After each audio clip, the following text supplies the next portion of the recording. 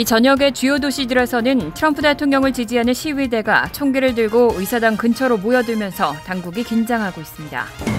오늘 오전 워싱턴 DC 의회 의사당에서 바이든 차기 대통령 당선인의 취임식 리허설이 진행되는 도중 인근에서 화재가 발생했습니다.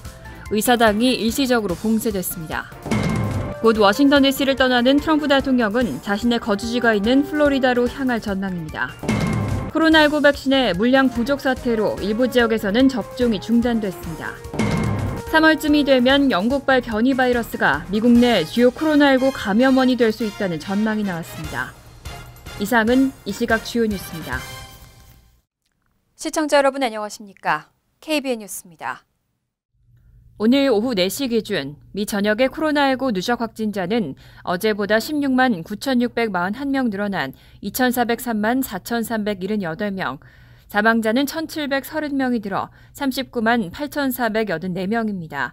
이 가운데 뉴욕의 확진자는 13,694명이 들어 124만 2,561명, 사망자는 187명이 들어 4만 993명, 뉴저지의 확진자는 5,132명이 늘어나 62만 7,221명, 사망자는 25명이 들어 2만 439명입니다. 한편 커네티컷의 확진자는 6,703명이 들어 23만 125명, 사망자는 76명이 들어 6,670명으로 집계됐습니다. 첫 번째 소식입니다. 조 바이든 차기 대통령의 취임식을 앞두고 워싱턴 DC 시내의 검문이 강화됐는데요. 불법 총기 소지 등으로 경찰에 체포되는 사례도 잇따르고 있습니다. 미 전역의 주요 도시들에서는 트럼프 대통령을 지지하는 시위대가 총기를 들고 의사당 근처로 모여들면서 당국이 긴장하고 있습니다. 워싱턴 포스트는 17일 오전 워싱턴 DC에 있는 의사당 인근 보안 검색대에서 총기를 소지한 20대 남성이 경찰에 체포됐다고 보도했습니다. 버지니아주에 거주하는 이 남성은 권총집에 총이 분명히 보이도록 한 채 걸어가고 있었고 조사 결과 3개의 고성능 탄창과 37발의 미등록 탄약 및 글록 22 권총을 소지한 것으로 알려졌습니다. 또 전날 오전에는 법 집행관을 사칭한 여성이 의사당 인근 보안 검색대에서 체포되기도 했습니다. 의회 경찰은 그가 검문받을 당시 자신을 법 집행관이라고 하면서 보통 당국에서 자격 증명용으로 발급하는 동전 모양의 표식을 제시했다고 설명했습니다. 경찰은 그를 법 집행관 사칭과 경찰 지시 불응, 도주 등의 혐의로 기소했습니다. 앞서 지난 15일에도 권총과 실탄을 트럭에 싣고 의사당 방향으로 진입하려던 남성이 경찰 검문에 걸려 체포됐습니다. 바이든 당선인 취임을 앞두고 제2의 의회 폭동 사태가 일어날 수 있다는 우려 속에 워싱턴 DC는 의사당을 중심으로 시내 상당 부분이 봉쇄됐습니다. 의회 인근 명소인 내셔널몰이 대부분 폐쇄됐고 이를 포함한 인근 지역도 그린존과 레드존을 설정해 허가된 사람이나 차량만 진입할 수 있습니다. 현재 미 전역의 주 의사당 주변에는 주 방위군 병력이 대거 투입되고 비상 상황에 대비하고 있습니다. 오늘 오전 워싱턴 DC 의회 의사당에서는 바이든 차기 대통령 당선인의 취임식 리허설이 진행됐는데요. 도중에 인근에서 화재가 발생했습니다. 큰 피해 없이 진화됐지만 의사당이 일시적으로 봉쇄됐습니다. 오늘 오전 워싱턴 DC 의회 의사당에서는 오는 20일 바이든 당선인의 취임식을 앞두고 리허설이 개최됐는데 의사당 인근에서 화재가 발생했습니다. 군악대 등 일부 리허설 참가자들에게는 대피 권고가 내려졌고 의사당은 1시간가량 봉쇄됐습니다. 리허설에 참가한 사람들은 보안 관계자들이 이것은 훈련이 아니라고 소리쳤다고 전했습니다. 또 의회 직원들에게도 건물 출입을 하지 말고 창문에서 떨어져 있으라는 경보가 내려졌습니다. 리허설에는 바이든 당선인 및 취임식에 참석할 VIP들은 참석하지 않았고 부상자도 없는 것으로 알려졌습니다. 취임식 경호를 책임진 대통령 비밀경호국은 트위터에 올린 글에서 의사당 인근에서 소규모 화재가 발생해 진화됐다고 한 뒤 만일의 사태를 대비해 의사당을 일시 봉쇄했다며 대중을 향한 위협은 없다고 설명했습니다. 화재가 발생한 곳은 의사당에서 1.6km가량 떨어진 노숙인 야영지로 소방관들이 재빨리 화재를 진압했습니다. 소방관들은 노숙인 야영지에서 휴대용 가스 탱크가 달린 휴대용 난로를 가지고 있던 한 여성을 발견해 조사 중인 것으로 알려졌습니다. 조 바이든 차기 대통령 당선인의 취임 연설 키워드는 단합이 될 것으로 보입니다. 지난 4년 동안 미국은 그 어느 때보다 분열됐다는 평가를 받아왔는데요. 다시 모두가 함께 단합하고 나라를 앞으로 나아가게 하자는 메시지를 전달할 것으로 전망됩니다. 론클레인 바이든 당선인의 백악관 비서실장 지명자는 17일 CNN State of the Union 인터뷰에서 바이든 당선인의 취임 연설을 국가를 앞으로 나아가게 하는 것, 단합의 메시지, 일이 돌아가게 하는 메시지라고 설명했습니다. 클레인 실장 지명자는 바이든 당선인이 1월 20일에 그런 것들을 말할 것이라며 의회에서 연설을 한 뒤 곧장 백악관으로 돌아갈 것이고 국가가 앞으로 나아가도록 하기 위해 즉각적인 몇 개의 행동을 취할 것이라고 전했습니다. 트럼프 대통령 취임 4년 동안 미국은 그 어느 때보다 분열됐다는 평가를 받았고 특히 지난해에는 흑인 조지 플로이드 사망 사건으로 불거진 인종차별 반대 시위 격화와 트럼프 대통령의 선거 불복으로 분열이 가시화됐습니다.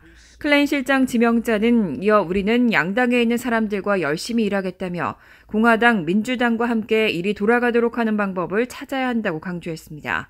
이날 케이트 베딩필드 바이든 캠페인의 부매니저도 폭스뉴스 선데이 인터뷰에서 바이든 당선인의 취임 연설이 사람을 모으고 국가를 단합시키며 사람들이 목적 의식을 갖고 이 순간을 맞도록 촉구할 것이라고 전했습니다. 임기 종료를 목전에 둔 트럼프 대통령의 내각은 중년 백인 남성으로 가득합니다. 하지만 바이든 차기 대통령의 내각은 완전히 다른 모습입니다.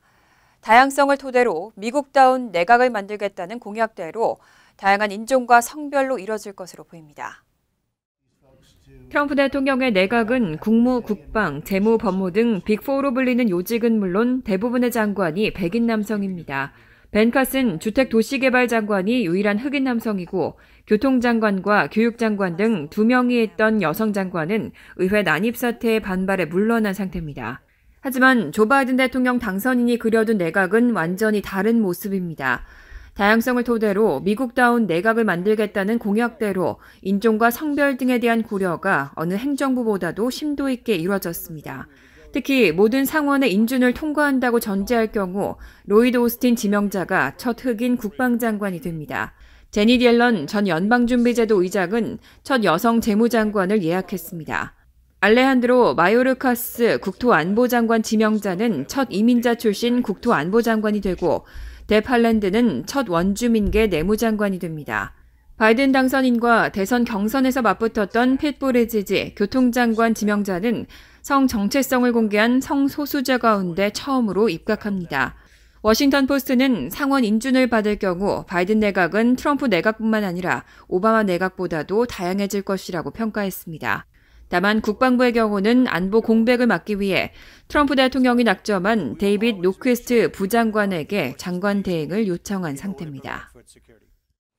한편 곧 워싱턴 DC를 떠나는 트럼프 대통령은 자신의 거주지가 있는 플로리다로 향할 전망입니다. 자신의 지지 세력이 많은 플로리다에서 트럼프 왕국을 세우고 재기를 모색할 것으로 보인다는 보도가 나왔습니다. 16일 워싱턴 포스트는 퇴임 후 트럼프 대통령이 플로리다에서 트럼프 왕국을 세우며 재기를 모색할 것으로 전망된다고 보도했습니다.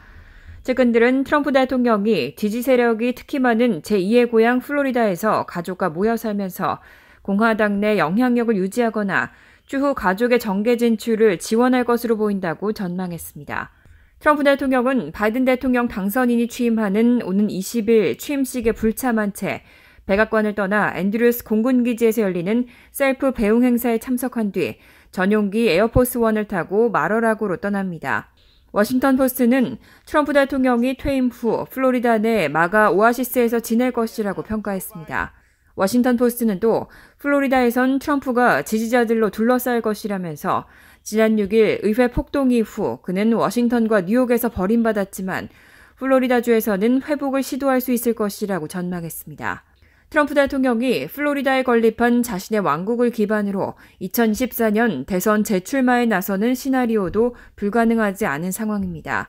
실제로 트럼프 대통령은 2024년 재출마 가능성을 수차례 걸쳐 시사해왔고 일각에서는 지난 의회 폭동 사태를 계기로 공화당과 트럼프 대통령이 사실상 결별 수순에 접어든 가운데 트럼프 대통령이 제3당을 창당할 가능성도 제기됐습니다.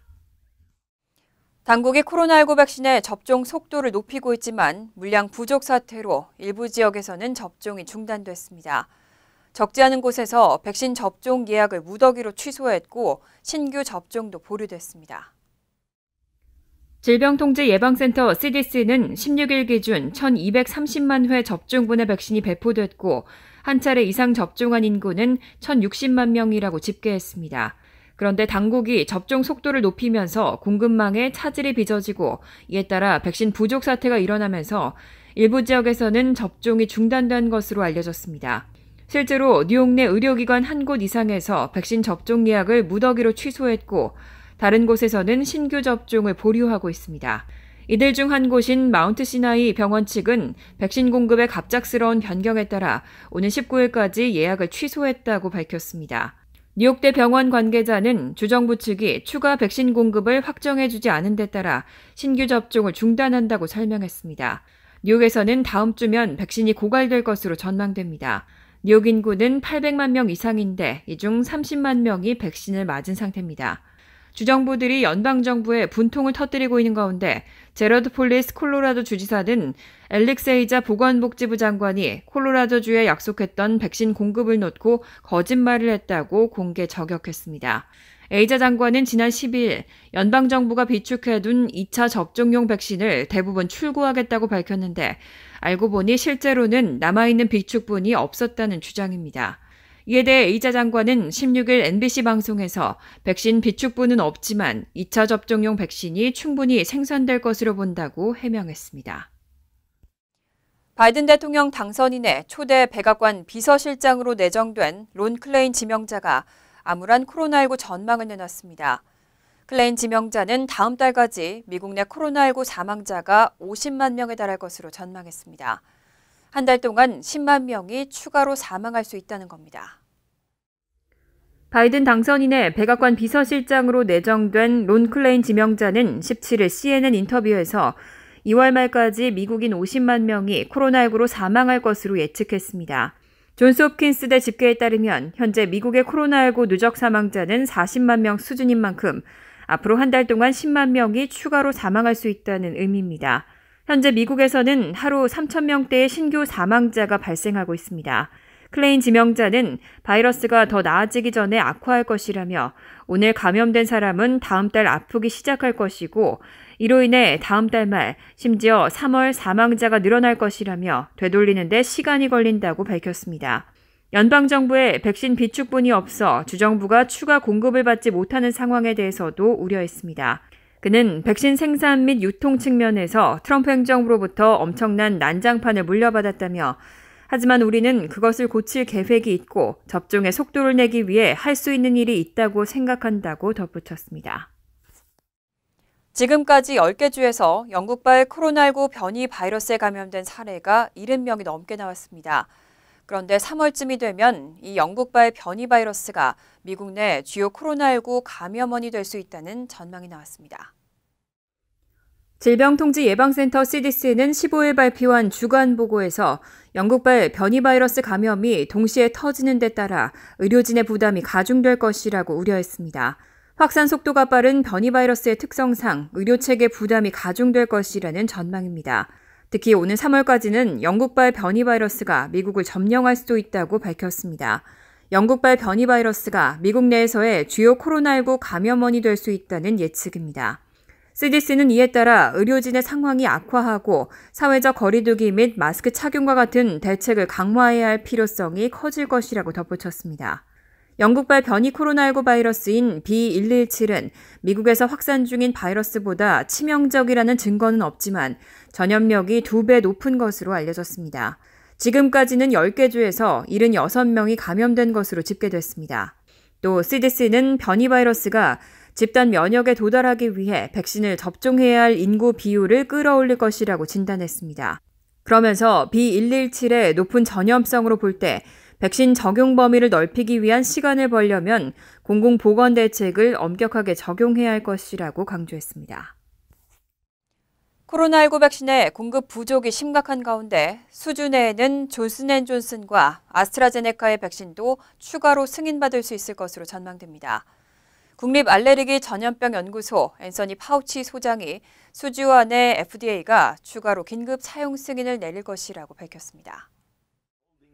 국립알레르기 전염병 연구소 앤서니 파우치 소장은 17일 NBC의 미트 더 프레스에 출연해 존슨앤존슨과 아스트라제네카가 개발 중인 코로나19 백신 데이터가 1주에서 최대 2주 안에 식품의약국에 보내질 것으로 생각한다고 밝혔습니다. 이후 FDA는 새로운 백신의 긴급 사용에 대해 빠르고 철저한 결정을 내릴 예정입니다. 파우치 소장은 그 절차가 실행되는데 필요한 시간은 물론 확실히 몇 달이 아니라 몇 주라고 강조했습니다. 존슨앤존스 계열사 얀센이 개발한 코로나19 백신은 2회를 맞아야 하는 다른 백신과 달리 1회만 접종하면 됩니다. 한편 취임 100일 이내에 1억 회분의 백신 접종을 가능하게 하겠다는 조 바이든 당선인의 약속에 대해 파우치 소장은 100일 이내에 1억 회분 접종은 절대적으로 실현 가능한 일이라고 주장했습니다. 그러면서 바이든 차기 대통령은 국방 물자 생산법을 발동해 필요한 것을 얻으려 한다면서 우리가 예측하는 모든 것을 궤도와 흐름에 맞추기 위해 모든 메커니즘을 동원할 것이고 그의 목표는 분명하고 의심할 여지가 없다고 주장했습니다.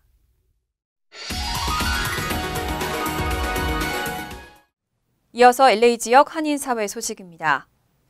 오렌지 카운티에서 65세 이상 일반인들을 대상으로 백신 접종이 시작되면서 문의가 빗발치고 있습니다. 그런데 접종을 위한 대부분의 정보는 온라인으로 확인해야 하는데요. 스마트폰이나 컴퓨터에 익숙하지 않은 고령층들의 혼란이 가중되고 있습니다. 여준호 기자가 보도합니다. 지난 13일부터 65세 이상 일반인에게 백신 접종을 확대한 오렌지 카운티 지역. 백신을 맞기 위해선 지정된 웹사이트나 스마트폰 애플리케이션을 통해 예약을 해야 합니다. 하지만 컴퓨터나 스마트폰에 익숙하지 않은 고령층에겐 예약 자체가 쉽지 않은 일입니다. People were saying, "Where could I get a shot?" Somebody answered and said, "Here's the website." More people answered saying, "Oh, I can't get an appointment." 한인들도 상황은 마찬가지입니다. 앱이나 웹사이트에 대한 접근 자체가 어려운 데다 언어 역시 영어나 스페니쉬만 제공하고 있어 영어가 익숙치 않은 한인들은 백신 접종 예약 자체를 포기하거나 자녀에게 부탁을 해야 하는 실정입니다. 아주 백신을 맞는다, 요즘 주사는 놔준다 이렇게 아는데 어떤 식으로 어떻게 맞아야 되는 거를 아무것도 모르시고 어떻게 해야 되느냐. 일각에선 한인단체들이 예약을 대신 해줄 수 있냐는 요청도 들어오지만 이 역시 코로나 재확산으로 현재 문을 닫거나 근무가 축소된 곳이 많아 현실적으로 쉽지 않은 상황입니다. 이 때문에 정부 차원에서 백신 접종에 대한 정보를 적극 홍보하고 웹사이트나 앱의 제공 언어를 더욱 다양하게 마련해야 한다는 지적이 나오고 있습니다. 오렌지 카운티에서 코로나19 백신을 맞기 위해선 당국이 제공하는 오태나 웹사이트나 앱을 통해 개인 정보를 등록한 뒤 백신 접종 센터를 확인하고 예약을 해야 합니다. LA 카운티의 경우 의료 종사자와 요양병원 거주자를 대상으로 백신 접종이 진행되고 있는 가운데 다음 주쯤 일반인 접종에 대한 구체적인 정보가 발표될 예정입니다. MBC 뉴스 여준호입니다. LA의 다저 스타디움이 백신 접종 센터로 바뀌어 오픈했습니다. 슈퍼 백신 센터 5곳도 추가 개장을 기다리고 있습니다. 다음 주부터 잉글루드 더 포럼과 발렌시아의 식스플래그 매직 마운틴, 캘스틴 놀스리지, 포모나 페어플렉스 그리고 다우니에 위치한 LA 카운티 교육국 헤드쿼터도 백신 접종 장소로 전환될 예정입니다. 각 센터는 매일 4,000명에게 백신을 접종할 계획입니다. 현재 LA 카운티에 등록된 의료업계 종사자 2,000명은 다저 스타디움 드라이브 스루 백신 센터를 방문해 코로나19 백신을 접종받을 수 있습니다. LA 카운티 당국은 6곳의 슈퍼 백신 센터 외에도 75개의 소규모 백신 접종소를 마련할 계획이라고 전했습니다. 간추린 소식입니다. 국세청은 2월 12일부터 소득세 신고를 접수하고 마감은 예년과 같이 오는 4월 15일이라고 밝혔습니다. 올해 일정이 예년보다 늦어진 것은 지난해 12월 27일 연방정부 예산과 함께 통과된 코로나19 경기 부양책으로 인한 세법 규정의 변화로 추가적인 조세 시스템 점검이 필요했기 때문입니다. 또 처리 지연을 막기 위해 납세자들이 가능한 우편이 아닌 전자로 소득세 신고를 해줄 것을 당부했습니다. 올해 환급금 지급은 3월 첫째 주에나 시작될 예정입니다. 레코드지 보도에 따르면 뉴저지주 차량국은 당초 1월 1일부터 시행하기로 했다가 무기한 연기됐던 불체자 운전면허 발급을 오는 5월 1일까지는 시작할 것이라고 밝혔습니다. 차량국은 신청자가 운전면허 발급을 위한 소셜 시큐리티 번호를 받을 수 없고 ITIN도 없다는 내용의 서명 진술서 첨부를 허용하는 것으로 관련 규정을 변경하기로 했습니다. 한인 커뮤니티 재단이 젊은 전문직들로 구성돼 커뮤니티 지원과 차세대를 위한 후원 사업 등을 담당하고 있는 어소시에이트 이사회의 새로운 이사장에 현재 시스코 시스템즈에서 채널 마케팅 매니저로 일하고 있는 제니퍼 강이 취임했다고 발표했습니다. 강 신임 이사장은 한인 커뮤니티 재단에서 지난 5년 동안 지원금 조성위원회 등에서 일하면서 단체 발전을 위해 기여했고 지난해에는 어소시에이트 이사회 부이사장을 맡아 활동했습니다. 뉴욕 한인회가 내일부터 뉴욕 한인회 코비드-19 사랑 나눔 릴레이 펀드 캠페인 1차 3번째, 2차 2번째 배분을 실시합니다. 이번에 배분되는 수혜 가정 수는 총 1,637가정이며 이날 수혜받는 가정에서는 앞서 배분 당시 받은 등록증만 제시하면 식품권을 수령할 수 있습니다. 배분 일정은 내일 오전 10시부터 오후 5시 플러싱 141가 H마트 주차장, 20일 수요일 오전 10시부터 오후 4시 뉴저지 파인플라자, 21일 목요일 오전 10시부터 오후 3시 뉴욕 한인회관에서 진행됩니다. 환율과 증권 소식입니다.